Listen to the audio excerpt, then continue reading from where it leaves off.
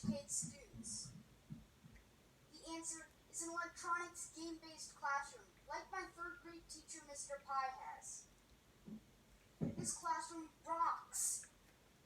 It rocks because it is individualized. Failing was awesome, and it was fun. Okay, first things first, individualization.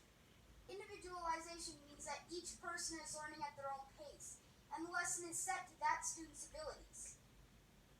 It allows everybody to keep moving ahead in their learning. It eliminates the need to teach to the average learner. Being an advanced learner, I found it boring to work out of the same textbook as everyone else. But in Mr. Pai's class, I was always being challenged by my own set of games. One of the games I played was Tangled Web. The goal of this game is to solve angles and move Itsy the spider through a maze of lasers and trapdoors.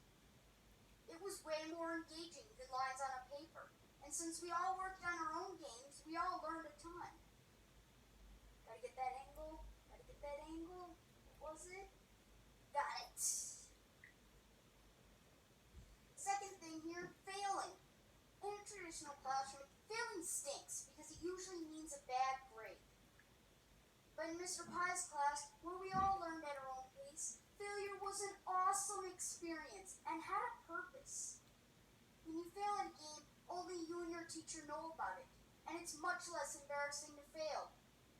Just as importantly, you're able to learn from your failure because you have the opportunity to go back over and over again and work until you master a skill.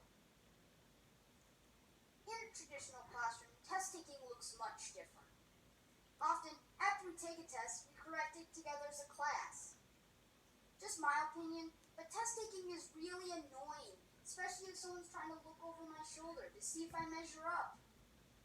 Also, even though we saw each mistake we made, we didn't have a chance to go back and try again. However, in iCivics, a series of games about how government works, I was able to go back and redo games where I received a low score, and I didn't need to worry about anybody looking over my shoulder. Nope, didn't get it that time. The last thing, which no kid can resist, is fun.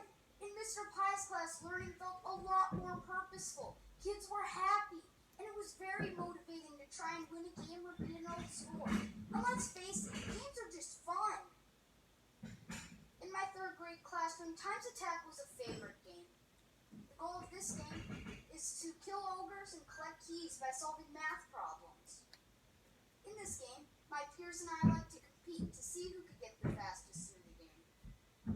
For some games, we're able to connect with others in the classroom and compete against them directly. Some kids found this very motivating. While I enjoyed competing with my peers on some things, I was more motivated by beating my own personal best score, or trying to beat a clock. This environment made it so everyone could work in a way that motivated them. Individualized, technology-based classrooms centered around games motivate all children to learn by allowing kids to learn at their own pace. It changes the student's perspective on failure, and it makes learning fun. Educators, I challenge you to make your classroom more like Mr. Pai's. I know it can be hard to make these kind of changes, but isn't our education worth it? Parents and students, I challenge you to speak with the teachers, administrators, and school board in your district and ask for this type of unique education for yourself or your student. It's your education, so speak up about the type of education you want. Finally, for those of you who fit into neither category, I challenge you as citizens of this community to contact your local school board and government representatives and tell them about individualizing education through technology and games and find out what you can do to help make it happen. As President John F. Kennedy once said, a child miseducated is a child lost. But with everyone's help, we can be the world's next great